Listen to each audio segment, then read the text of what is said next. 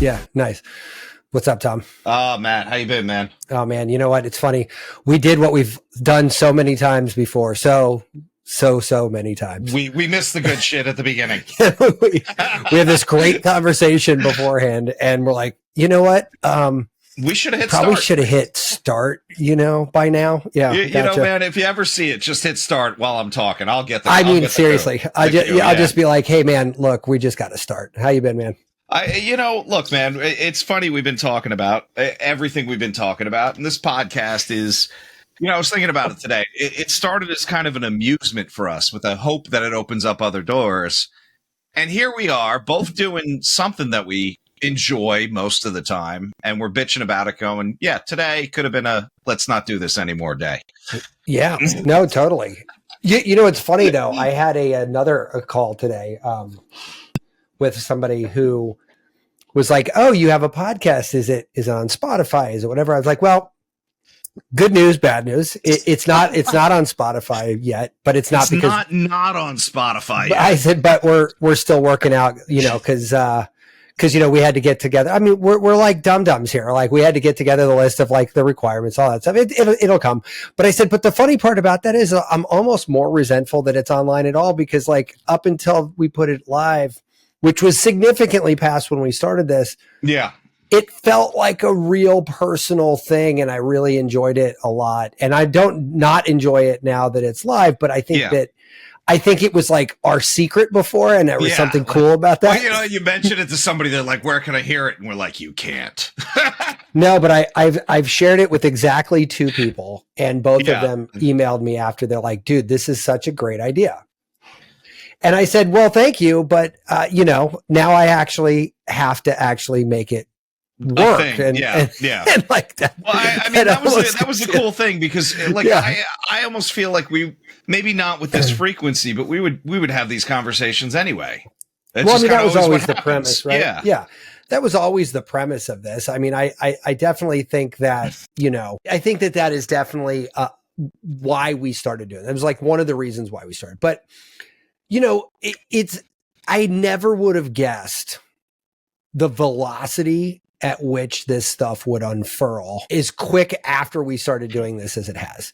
It's almost like we willed this shit into existence. I'm telling you, we started talking about it and the shit started going crazy. Like, well, I mean, it's like I read something, and God, I should have sent that one to you, because like a lot of the ways we get ideas for this show, and we should just be honest, is like we'll text each other like a cool article we read. Sure. Yeah. Right. And I was looking at something about the singularity.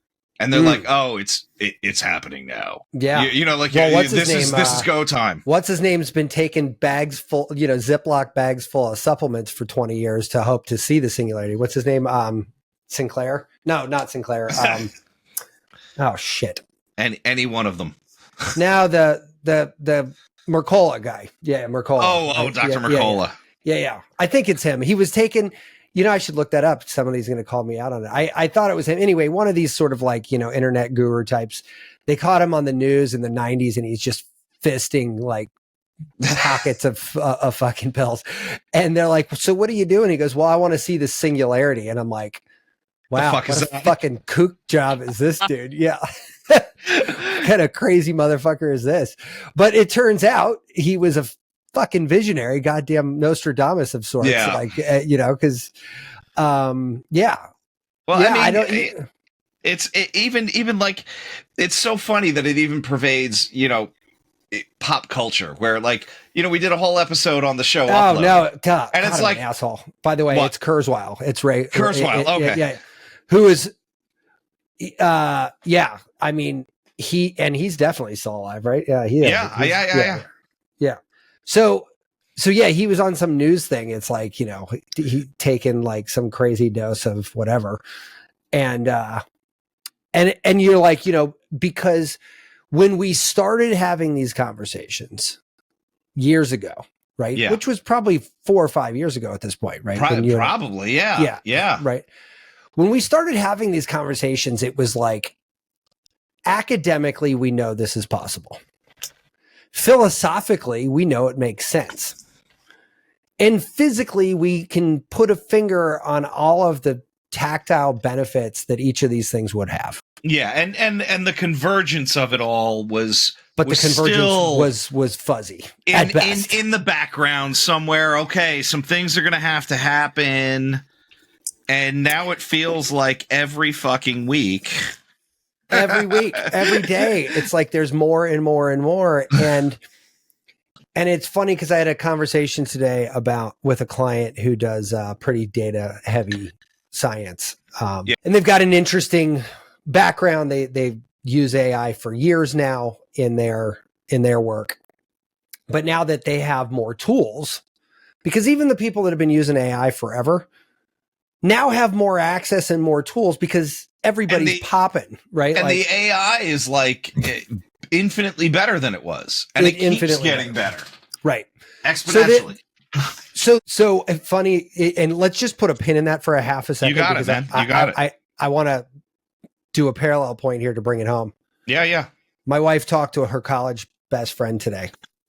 They have a standing call date, and they talk to each other all the time. And one of Sarah's coworkers used ChatGPT to do something for the company, and it fell flat, and the person was too dumb to actually notice it and handed it in. And Sarah was like, the fuck did you have ChatGPT write this piece of shit for you? Or like, what? And he's like, well, actually, yes. And she's like, oh my God.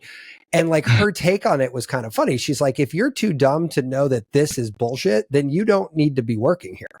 Yeah. Like, you know, like I don't care that you use ChatGPT to perform the task. But you should have checked it. Yeah. If anything, that actually makes me like you a little bit more, because you're like, hey, I'm going to use my valuable time to do other more important shit than write this drivel for a company newsletter, you know. But at the same time, it's going to a company newsletter in a multinational organization that has representation.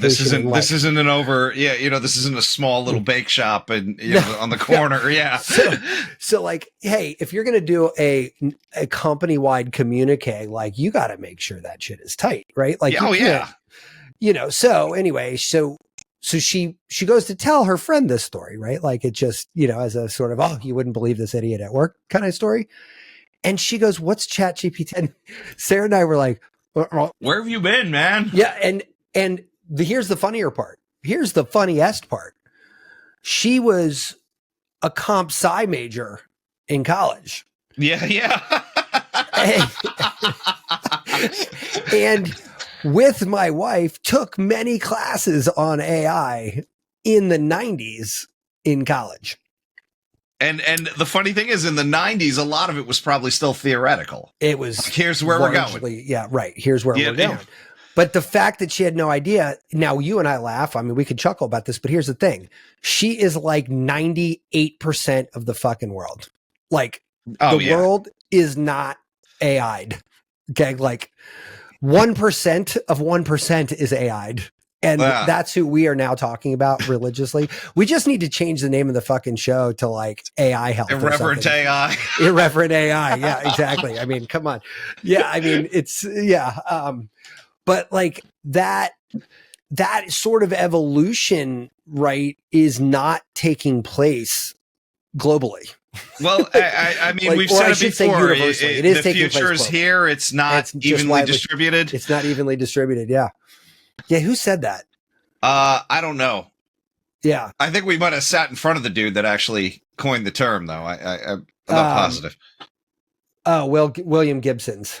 No, I don't think we sat in front of him. We didn't. I think he's been dead for a minute. Yeah. So anyway, I mean, there's never been a more appropriate use for that phrase, though, in the sense that like AI is definitely here, but it is for sure not evenly distributed. Like, but here's the other crazy thing: like ChatGPT is free. It's not. I mean, to use it with any degree of use. Well, yeah, I know you do have to pay, but all of them there's a small fee. But if you wanted to just dick around on it, you know, I got a free app on my phone. Is it great? No. Yeah, right. It's not great, but like the $20 a month version is actually really good. And the other thing that I like about the $20 version is it gives me API access. So right now I'm in the middle of putting Auto GPT on my computer so that I can Okay. access it through terminal. Okay. And what's interesting about that is now I have local file structure, so I can create CSV files, I can create images, I can have DALL-E export to Yeah. a JPEG file on my God computer. mode it yet, huh? No, I'm going to God mode it. Well, actually, God mode's a little bit misleading, I found out, because not only God mode is one thing, but continuous mode is a different thing. And continuous and God mode put together are the sort of the fear factor version of that. Because like the idea is that continuous mode doesn't require reprompt after every executed command. Like it can just go into it is on it's just going to do what it does. Yeah. Which is the thing I think it operates on the assumption that we're going to say yes to the prompt. Right? That's scary. Yeah, right. But so continuous mode, I think you can take off for doing things that are recursive that have a clear delineated endpoint. Like if you're like, I need you to find me 10 websites on kittens and take the homepage, the site logo and put it, in a JPEG, in an Excel file or something like that. Like, if you can get it to do stuff like that, and it's got a 10-step process and then it's out. So they're not just going to run forever. The problem is if you give it a sort of a more esoteric task with an undefinable outcome, it could theoretically just run forever in search of that outcome, right? Like, wow, man. And if it's not understanding that it's wrong, it can just kind of keep looping and looping and looping and looping. That's crazy, man. I watched a video of somebody that put ChatGPT in God mode and then was like, look, so putting ChatGPT in God mode is a ChatGPT hack. This AutoGPT has a God mode within it. Yeah.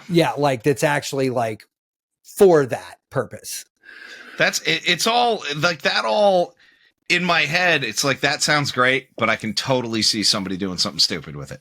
Yeah, but so let's talk about the article with this genome thing. Yeah, that we were man. talk about, right? So because I think actually the reason we brought up all this preface is to kind of lead into the article. But the thing is this is going to backfeed back to what we were just talking about. Yeah. In the sense that there's a company out there, and they are doing antibody design, which is kind of funny because honestly, I did not know that was a profession. I just thought it was like an epidemiologist, but like having like an engineer in charge of designing antibodies is a neat, like that's cool to know that that's a job out there. Well, yeah, and it's half medical and half engineering, that makes sense. It really is. And the cool part about that is that AI is making that person's life infinitely better, literally infinitely better. I mean, and like one of the things that they said was in between the molecule that kills you and the molecule that saves you is an infinite degree of possibility of where your molecule that you want sits. Yeah.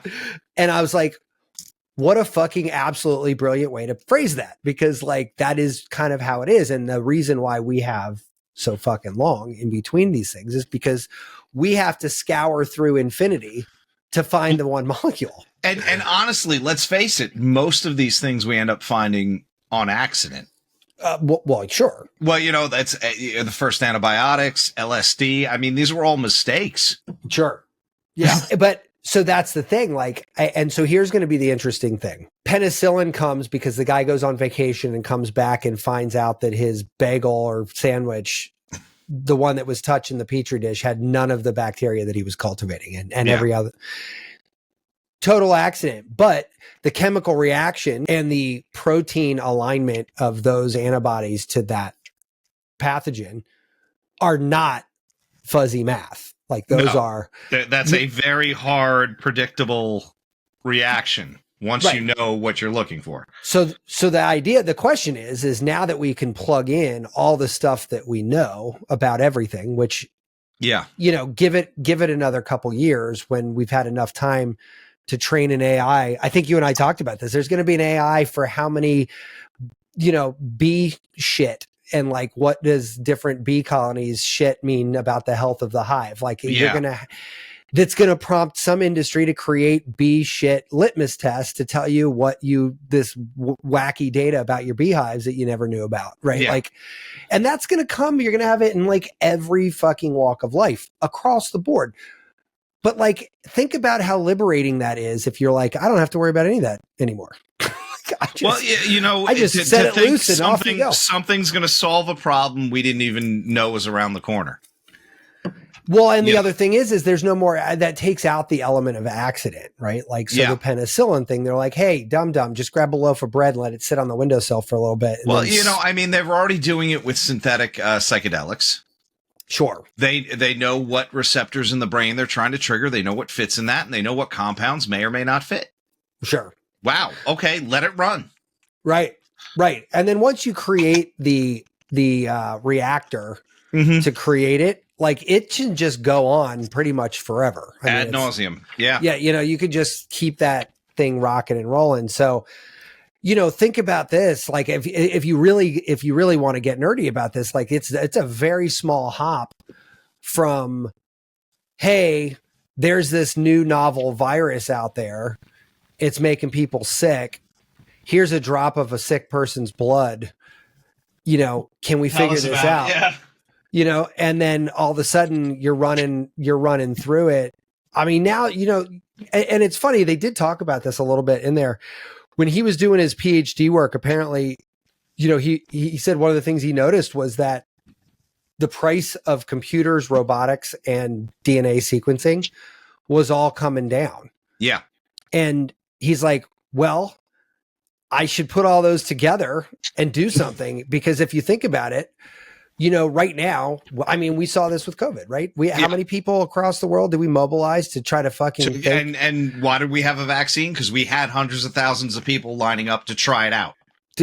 Correct. Right. Yeah. And not just that though. We had the birth of AI on this project to say, hey, what would happen if we did this? Well, that's not going to work. That might kill you. Okay, great. Move to the next thing. But it was doing 1 million of those a second. And you're just rolling through. I think we've joked about it before. It's like in Infinity Wars when Doctor Strange sits there and starts vibrating and he's like, I just looked at all 4 million variants and this is the only option that works. Like, and it's like that happened in the movie within a few seconds. Yeah. But like, that's not even science fiction anymore. And then when this guy gets together and he goes, well, hey, we, the humans, could identify the problem by saying, here's a drop of blood that's got a pathogen that we got to get rid of. But from that point on, if you have a clever mix of AI, robotics, and computer power, you don't even have to get involved after that. Just let it run. You just, the bioreactor gets spun up by the robots, and the computer system feeds in the variables and tracks all the data, and all the dumb humans got to do is put an iPhone alert when it's done. Ping me when this is done. I'll be here to pick up the pills. Yeah, right. Yeah. And then you take it one step further. You got, we've talked about the, basement biohackers before, right? You can buy on eBay a genetic sequencer to put on your desk. Yeah. You're just like, being able to download a medicine is within our reach. It's here. You just have to create the hardware to do it. Well, I'm saying a user, like for the average person to go out to a store and be like, all right, great. I never have to step foot in a CVS again or something. Sure. Well, and then we'll get a consumer product there. So here's the funny story here. Now, I'm so glad you brought that up. I wasn't even going to go down this hole. Let's go. No, but fuck it. So I talked to an IP lawyer the other day. Yeah. For a project that I was looking at for a client. And she said the USPTO's position on this is that if any part of your patent was derived from AI, that it is unpatentable. Oh, shit. Yeah. That's all open source. That's just made everything open source. So a couple interesting questions come out of that. I saw a really good interview with Sam Altman where he said, we don't have the space or desire to record every prompt and reply that the system puts out. He's like, it's just too many. It's already probably uncountable. Yeah. That's so he goes, people think that we're like stealing all their ideas and making all these things. He goes, making ChatGPT is hard enough. We don't need to build all of your ideas also, right? Like we don't. Yeah, they're pretty deep in the technology of the whole thing. Yeah. And when my clients are like, well, I need you to sign an NDA, I'm like, listen, man, I'm gonna be very happy to sign whatever NDA you want. But like, I think it's flattering that you think I've got enough time to give a shit about stealing your idea. Yeah.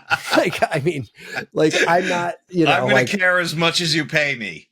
Yeah.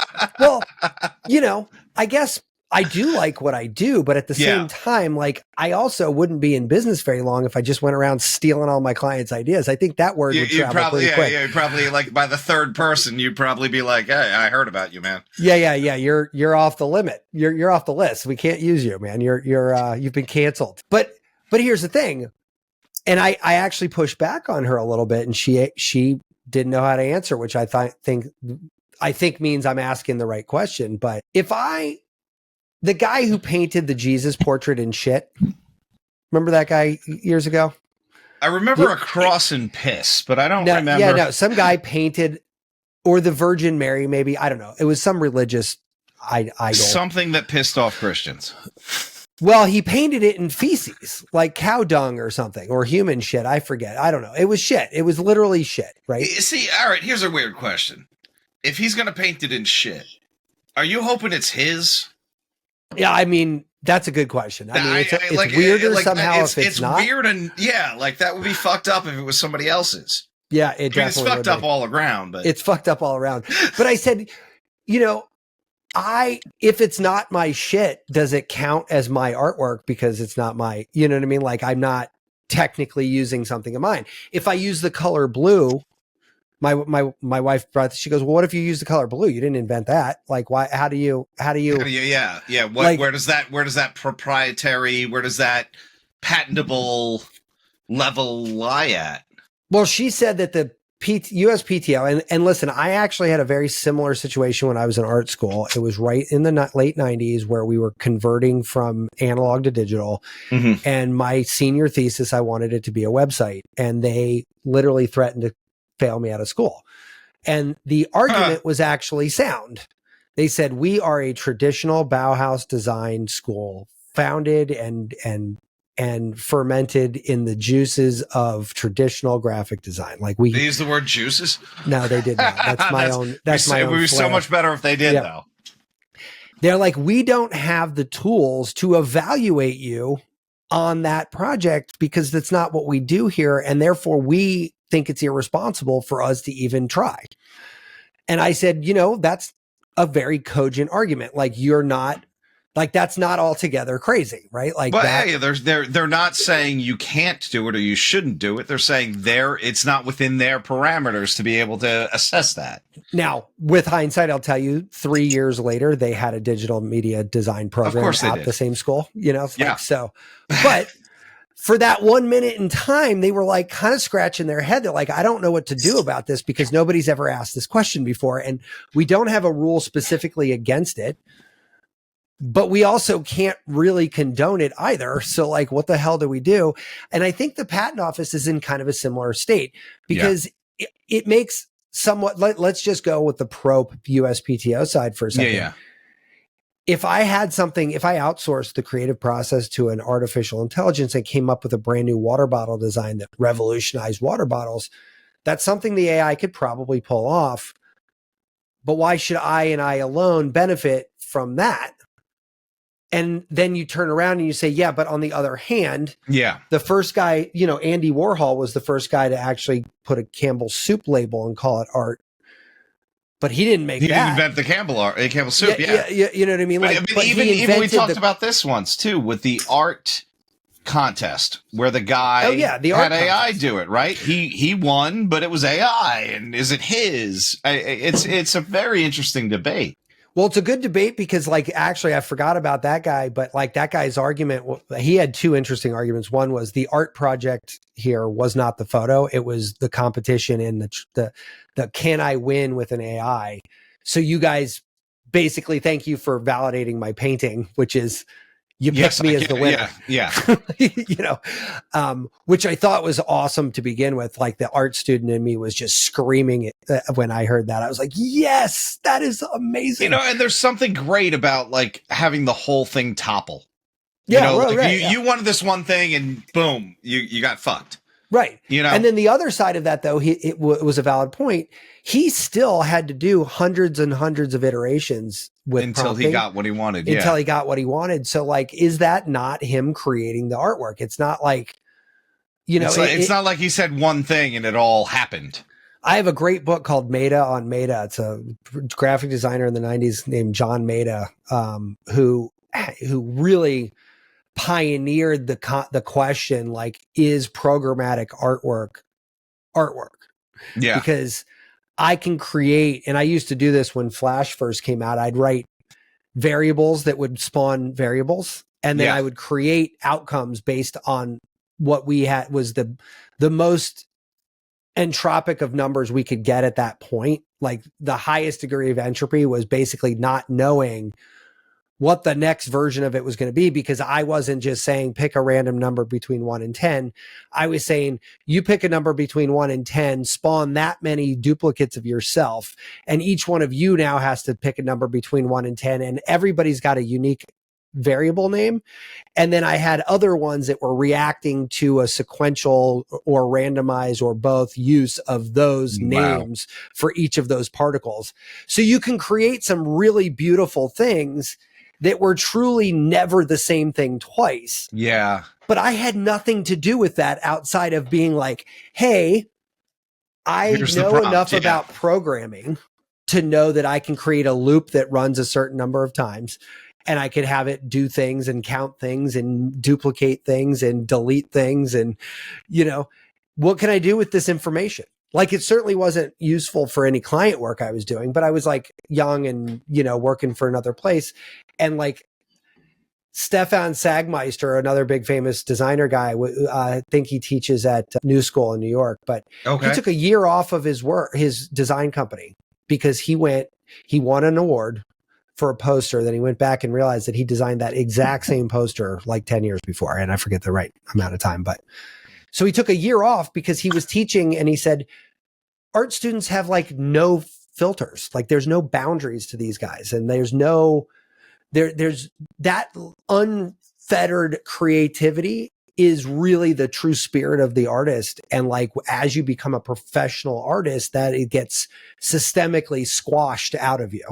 Yeah, I can see that happening. You know what I mean? The reason he designed that same poster twice, invariably in my mind, is because that client saw enough visual input in their life to whittle this design out of whatever his initial sketch was to what ended up going out the door.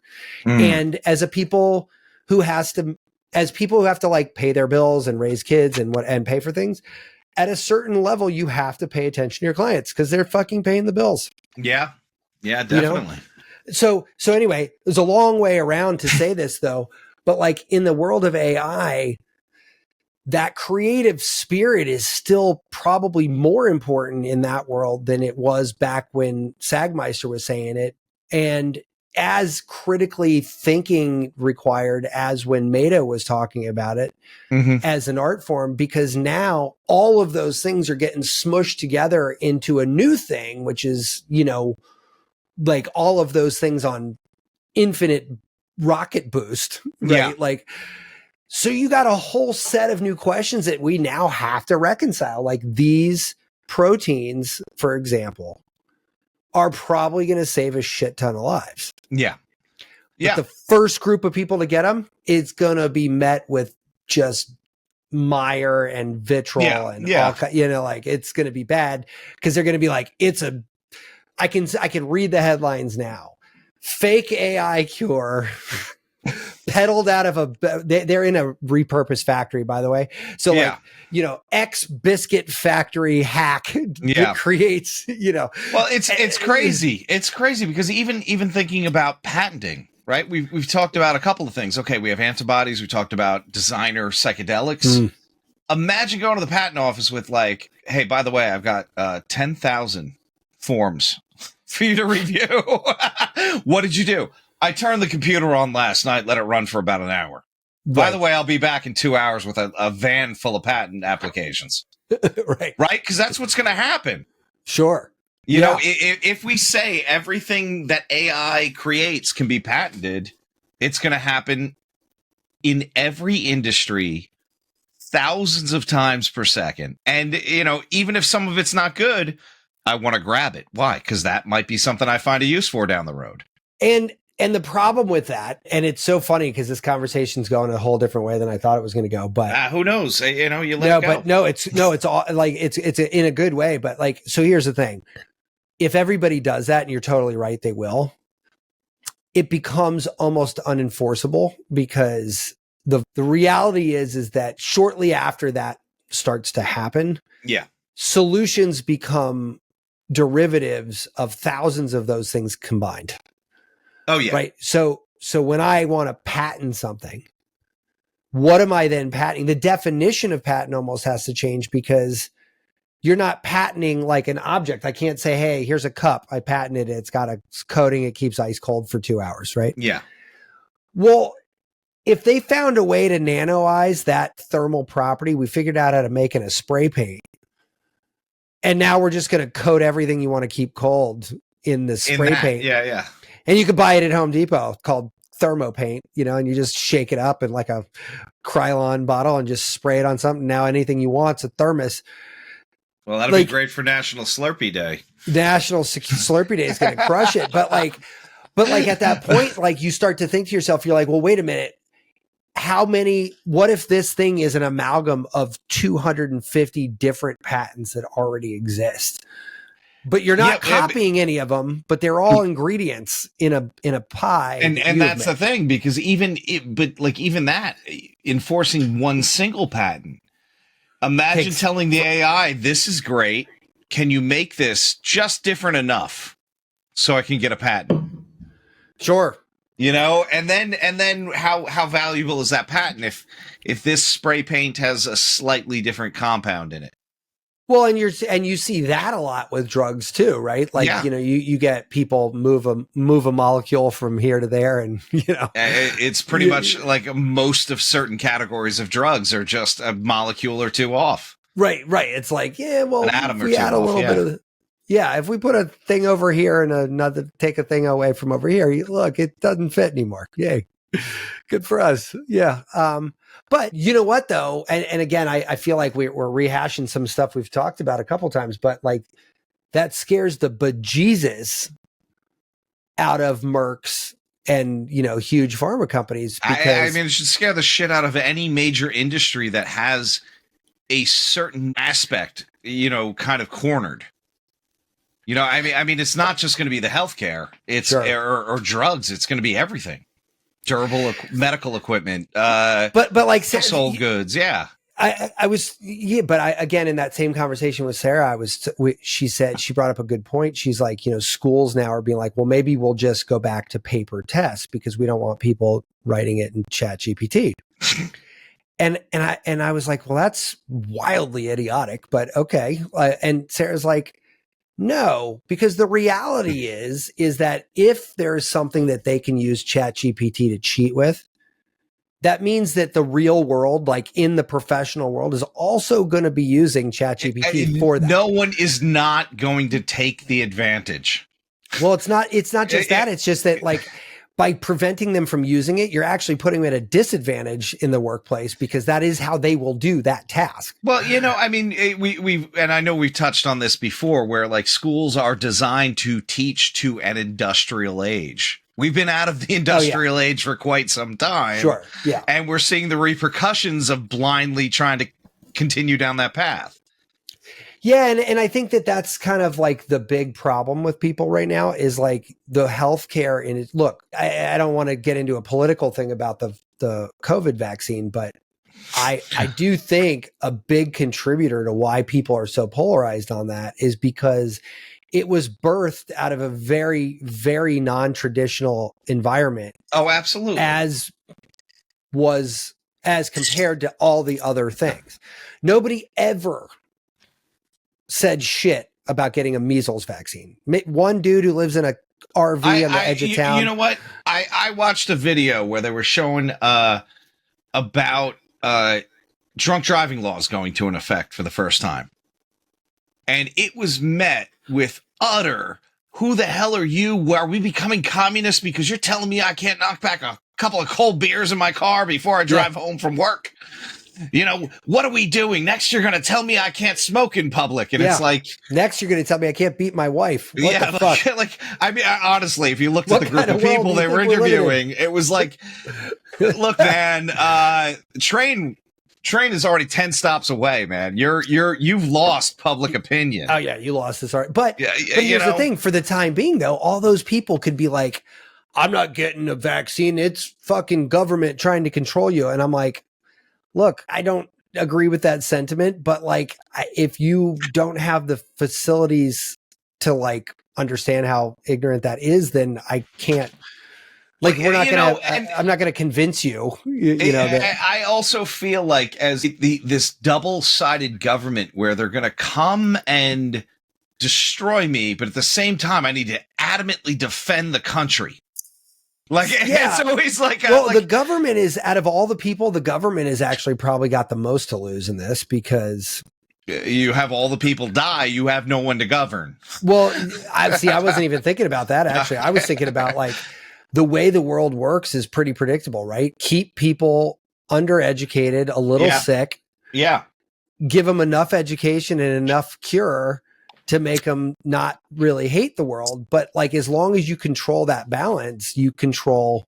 I think George Carlin said, make them smart enough to pull the trigger, dumb enough not to ask why. Yeah, right. Oh, there you go. Yeah, I didn't hear that, but that sounds very George Carlin. That's got to be from like the 70s or early 80s too. That's probably his early shit.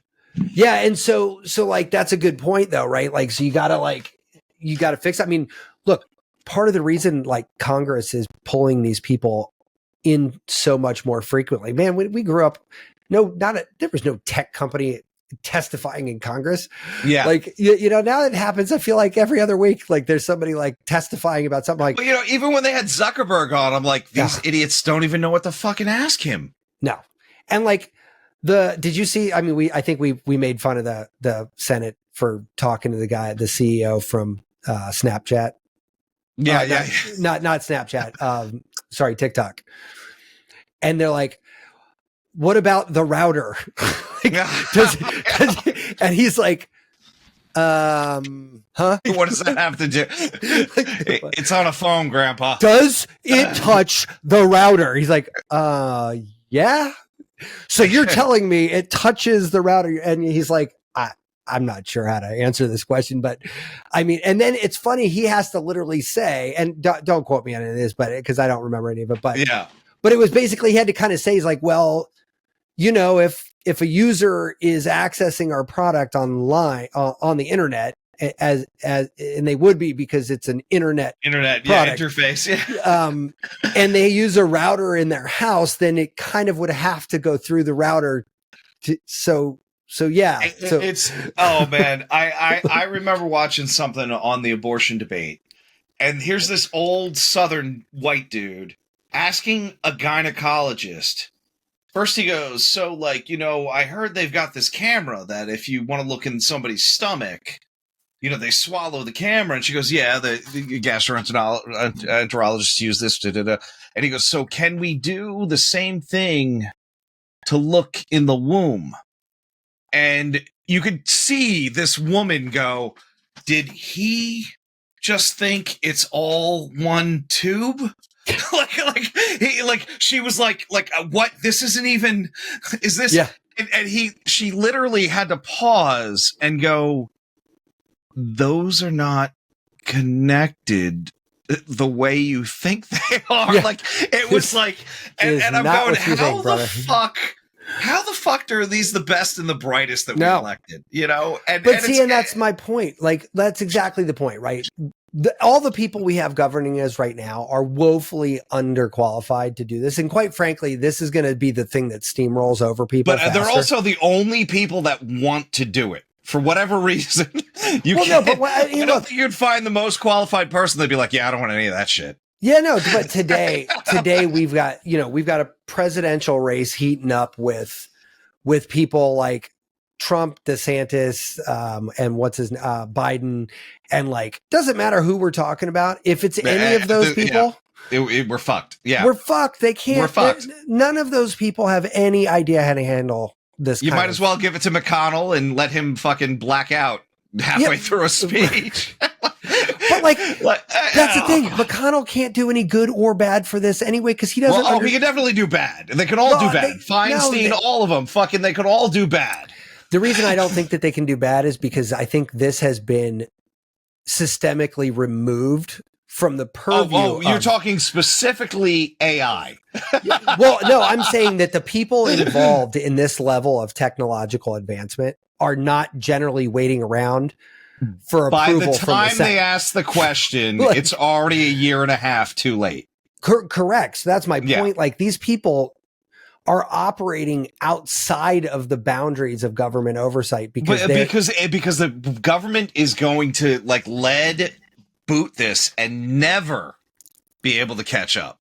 But they can't lead boot it. It's already too late to lead it. The horse is sprinting out of the barn. It's 5 acres away. You're never catching it. And it's funny because a lot of things that didn't make sense to put together, we've theorized to put together 100 times. But blockchain, right? Great. We could actually prove everything. Like, we could literally make it. Right? You will have the receipt of everything that's ever happened. Yeah. We literally have the technology to bona fide, undeniably prove that anything happened. All we have to do is apply it. That's it. Like, we just have to say, okay, from now on, every time we buy a house or buy a car or sell this or go to a dispensary or whatever, you don't get a paper receipt. You get a fucking entry in a blockchain ledger, and that's where it goes. Because at that point, you could do anything you want with it. It's your data. I guarantee you, if you tell ask almost all of the Senate what a blockchain is, there's no way the word ledger is coming out of their mouth. No, of course not. Like 100% not. And if they can't handle that, then they certainly can't theorize, okay, well, what if I took quantum and paired it with blockchain? Now we could fucking timestamp every breath you take. Like, I can literally record every track data point. Everything to the smallest. Everything. If I had if there was a magical device that exists, and there probably will be, that's like one of those constant glucose monitors. If there's one of those for just general blood, and it's just taking in blood and, circulating through, and every second of the day, it can tell you with laser-like precision everything about your body. You could blockchain every moment of the day, and we have enough computing power and enough hard drive space and enough everything if you start putting it all together. Problem is, no one needed to. Now you got AI spitting shit out left and right. Now it's time for everything else to sit over the top of it. Once that happens, government's not even necessary for those pieces of society anymore. Like, like, it just exists. Did you know that in Argentina, their currency is so fucked up that they actually have a black market currency that's endorsed and used by the government? That sounds amazing. It's crazy town, right? It's dollar. That sounds amazing. Dollar Blue, I think it's called. Is it a cryptocurrency? It's not. It's a paper coin. It's a minted currency.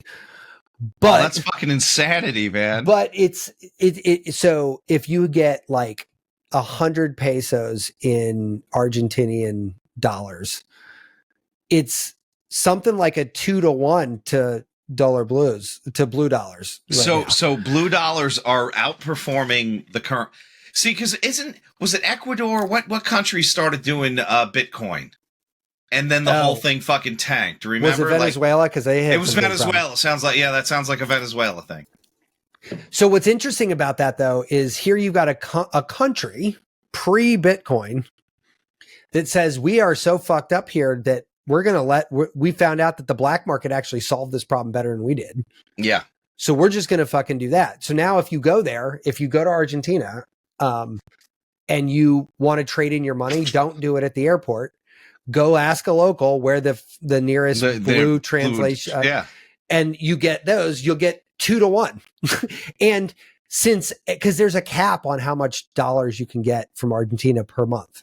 And it's not a lot. It's like 200, 300, whatever. Not enough to live on. Yeah. And that's the national maximum you're allowed to withdraw every month. So this side currency, if you will, is how people live. Just bypass that. Yeah, because they got rent and shit. Yeah. So here's my point. If Argentina can figure this out as more or less their wink, wink national currency, right? Like it's not really, but it kind of is. What makes you think that we're not going to just do the, I mean, we are already moving all of these pieces forward. We're moving away from the US dollar globally, right? Oh, really? I don't pay the... Enough countries are going like, yeah, we're gonna use Russian currency, we're gonna use Chinese currency, and that has like the people in DC wanting to go to war with China and Russia, and I mean that makes sense, but like that's just gonna get us all fucking murdered. Yeah, right. It's like we're all dying if you do that. But like if in a world where I can create, if I can biosynthesize medicine for myself or my family or my friends. Yeah. Because let's be honest, if this shit becomes even plausible, there's two guys that you and I both know that are going to have this in their house, and it's me and you. It's not well, like all of our friends are going to be like, print me up some medicine. Honestly, there will be a network of us that we're like, yeah, we're gonna keep hanging out with you guys. Yeah. I mean, it's like, why? You got the one that prints guns. I got the one that prints drugs. Yeah. We kind of need each other right now. We kind of need each other right now. This is a symbiotic relationship, right? Yeah, but I mean, like if that's the case, think of how many trillions of dollars are spent on medications every year. Like, I mean, it must be, there must be people at fucking Squibb and Bristol Myers. They must be, shitting themselves. No, because I think there's too much hubris right now for that to happen. Oh, this will never happen. Yeah. No, they're too uneducated to even you think it's more of like a Blockbuster versus Netflix kind of scenario here? I think it's a VHS Betamax. Like it's like you know what I mean? Like it's like oh no, this is definitely going to be better to use, and VHS is like, nope, sorry. Fuck yeah. Better quality, that's great. You keep that over there. Yeah, you keep that over here. I can do 6 times as much, and you're like, I mean, look. And so, yeah, I mean, I think Blockbuster Netflix is probably also another great analogy, because I think that you look, and this isn't to anyone's discredit. I mean, I'd love to make fun of dumb politicians all day, but like just playing devil's advocate for a second, or not devil's advocate, but playing like nice advocate for a second. If I've been a politician for 50 years, which a lot of them have, 40 at years, least, you know what I mean? That system hasn't fundamentally changed in 50 years. Even the technology supporting it is ancient. Yeah. And to be honest, it's not changing it a whole lot right now, even amidst all this. And the fact that it hasn't had as equal of a reaction at a government level as it has in the private, in the nerdy sector, is really actually the alarming headline here, because usually you think about the DARPAs, the DOJs, the CIA, NSA having all of this like Uber. I'm also wondering how much, because like the CIA has always been like, we don't know what they're doing. Do they? And now I'm going to get all conspiracy theorist here, but how do we know that they're not using it? Well, no, we don't know that they're not. But I guess what I'm saying is like the people that fund all of those acronyms like don't have any idea what the fuck technology is doing around them, right? Like they seemingly are completely disconnected. Otherwise, calling in the CEO of TikTok would have been obviously dumb. Like there's he's going to clown you. He's not even going to try. Yeah. Right. And so like those things wouldn't happen in an educated quorum. Right, like that wouldn't. No, definitely not. No. You know what I mean? Like that would because those are dumb questions you're about to ask. Those are really dumb questions you're about to ask. So why would we do that? Listen, if you're asking where to plug the cord, we can't even have this conversation. So you got a guy using AI to create antibodies just to bring this sucker home, right? And those antibodies are not going to need to go through FDA approval. They're not going to have to go through stage 1, 2, 3 trials. They're not going to have to do anything because they're going to come out of the oven fully baked. And even if you try and require that, it's going to get circumvented. But to your point about like taking a patent and saying, hey, what if I trained my AI on all patents up to today and then retrained it every month for the new patents? And I just said, hey, find me any one of these patents and let's that the most successful, and let's change a few things and make it our own. Like that's possible to do. Yeah. I can do that. No problem. But like, I'm not, and nobody is right now. Right. Like, and so, what are you going to do with that data? It's too overwhelming at that point. Today, nothing, but like in a year from now, that somebody's going to be made a billionaire. There's going to be many somebodies. Oh, I'm sure. That are going to become billionaires off of this before it goes and regulates. You know how many AI newsletters I've inadvertently signed up for? Probably all of them. All of them. Why? Right. Because I'm going to tell you how you're going to get rich here. All right, sure. Let's take a look at that. Right. But none of it's, I mean, it's as get richy as anything else ever was, right? Like those who put in a couple of players that are going to hustle and shake in those areas. And yeah. And then many more, most others who are going to be like, this didn't make me rich in a month and I'm going to stop. Yeah. You know, so anyway, we can go on for days, but I thought it was interesting. I wish I could say we could stop talking about this AI thing, but I feel like it's just like literally taking over. There's too much. There's too much. And like, honestly, we're like we're trying to be health focused here. And the amount you sent me, I think you sent me 4 texts and all of them were about AI and health. Well, and that's the thing. Those are the 4 most interesting ones out of the 100 that I read that are actually worth talking about. Like, you know, the rest of them we did not talk. We did reference this in one episode, the gin-soaked raisins. Oh, yeah. We should talk about that of these days. You know what's funny about that, though? And I'm glad this is a great place to end on for today. That is about as wives' tale, old folk medicine as it gets. Oh, man. I would have people coming in and they'd be like, look, you know, I got the restless leg. And, you know, you put it's got to be Irish Spring. But you put the bar of Irish Spring in at your feet and you won't get restless leg. Okay, was there no restless leg before Irish Spring? Yeah. All right, now I've got questions. I've got questions. Yeah, I've got questions. Where did you hear that from? You know, I heard some people talking about it. Yeah. Did you know? What people? Who are these people? It's always people, but no one can ever put a finger on them. But we've had this for tens of thousands of years. Like these are our remedies, absolutely. Right? Like, you know, like, so, but gin soaked raisins apparently, are really good for you. And I jokingly sent you a text. I'm like, I will live forever. Well, you're not supposed to turn yourself into a gin soaked raisin. Yeah. That's the trick. Yeah, that's the trick. It's a slippery slope though. I mean, I don't know. Okay. I think it's, what is it? 3 to 5 raisins a day. It's not right. I mean, I'd be munching on those things at lunch. Be like, I don't know. The cost of raisins is insane right now, man. Yeah, exactly. Cheaper to just have the gin straight. Oh, that's hilarious. It is. Yeah. All right. What are you getting into, bud? Oh man. We got so much going on. I finally, I got my final draft of the copyright for my book done. Sweet. We're moving to proofreading and layout. And then, after the team that I hired to kind of do all the thing together has convinced me to wait until January, because that's when nonfiction books sell best. So I'm gonna hopefully get to take a little pause on that, which is great because the clinic is fucking nuts right now. Oh, good. Yeah, are man, you the new acupuncturist to the prisons yet, or what? We'll see in about a month, and I'm going to say this publicly, knowing that this one probably won't air until after I either have it or don't. We had a little meeting about the request for proposal, which now I know that's what RFP stands for. Yeah. Welcome to my horrible world. One out before. Yeah. Welcome to my horrible world. I know I'm probably a better writer than most of the people in that room, but there are 2 people that I was like, oh, you guys have been working in addiction centers for like 2 decades.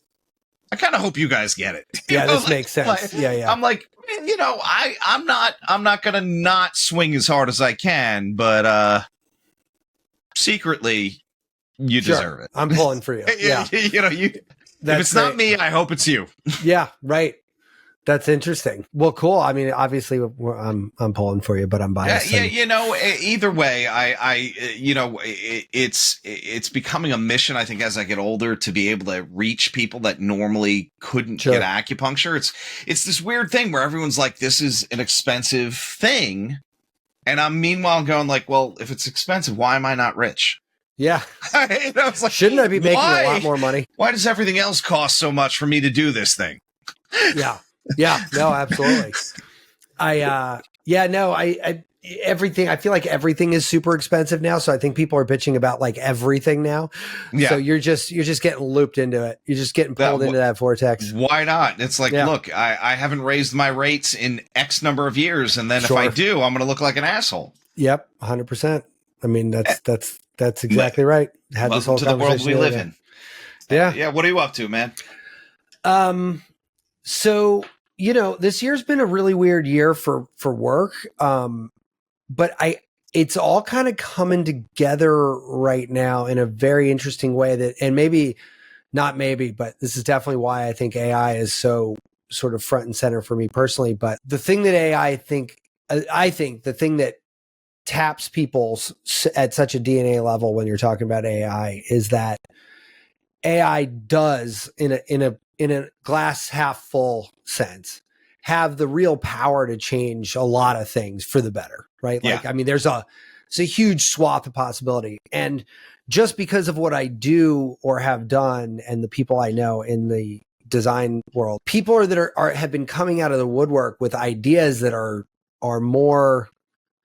less focused on a widget, which has been the majority of my career, you know, like selling a widget. You know, I got to make a website or a mobile app or something, but it's around a widget, right? Yeah. There's still a widget component to it, but like it's really trying to reach people and solve a problem. And that's different feeling wise for me when I'm talking to these people now than it was when they're like, hey, I've got a really great supplement that'll help menopause. We worked on a client years ago. It was a herbal supplement that helped with hot flashes for menopause. Great. Like, he was really passionate about helping women going through menopause, but he was still selling this supplement, right? Like, it was still mostly about that. Yeah. Now it's like, listen, we don't have to worry about selling people stuff because this problem that we're trying to solve is so prolific to this exact group of people that as soon as we put it out there, marketing is going to take care of itself because the people who want this are going to find us. And they're not wrong, right? Like, if there is a really transformative thing and you've got this one niche problem. And what I find interesting when I look around at my world, I'm seeing more of those people come out. So we actually have moved a couple of these projects, only a couple though. But a couple of these conversations have moved into actual production now. Like we're starting. And now I'm like sitting there going, man, if it's a weird year because it's a very slow transaction cycle, like spinning these mechanisms up it's got a lot of moving parts. But once you get them moving, if this is the next wave of technological service providing, then I am very interested in that. Like, if we just have to quickly turn this into a worse version of selling a widget, then I'm probably going to tap out very quickly. Yeah. Right. Like, so like I'm there for you. Yeah. Because so now I'm in this spot where I'm like, you know what? This is an interesting year because we've sort of pumped the brakes on the old reality of the world. And literally in January, when the first person ever heard of ChatGPT, by the way, even though it's been around for years, the first news media found out about it in January. When that came out, I think the whole world, at least from the technology standpoint, went, pump the brakes. Stop making anything new. Hold on a second. Let's hear this. Let's see what this does. Let's see what this does. Give me a second. And the whole world sort of stopped along with it. Not the busy bees, right? Not the getting it done. Those people haven't changed a thing. The people that own those companies, the people that drive those processes, those people are all having AI discussions because they're like, this changes everything. We can no longer look at anything the same way. And I get to talk to those people now, which has been very interesting because I never used to. I was talking to just the busy bees. Now I'm talking to the guys that are, at the top of that strata.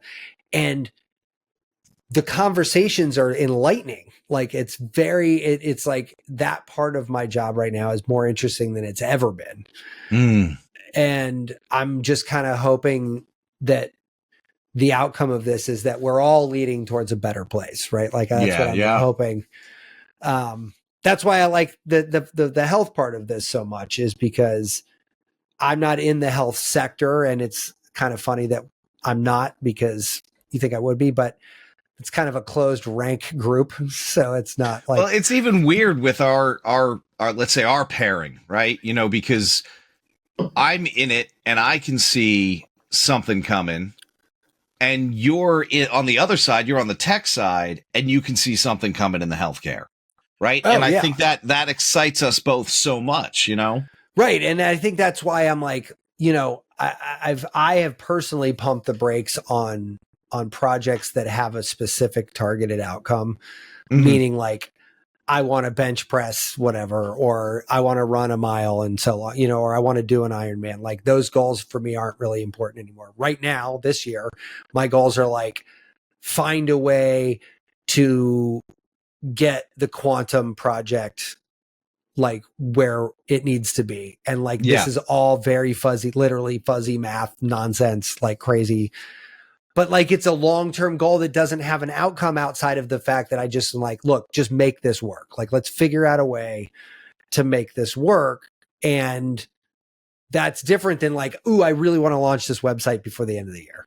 Like, like that's a tactile, like, no, it's December 31. This website either launched or didn't. This is basically saying, do something cool. Like, what does that mean? I don't know.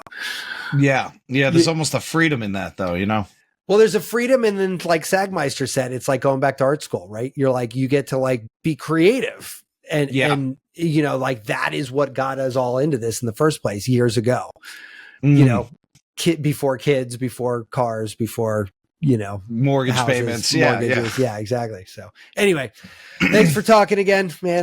This was a good one. Yeah, man. I'll check you. Take care. All right. Take it easy. Be subversive, irreverent. Health is wealth, but you knew that. Everybody knows that. But so is following us on social media at Irreverent Health. And check out our website for more exclusive content at irreverenthealth.com. Oh, I like this. Thanks for tuning into this episode of Irreverent Health.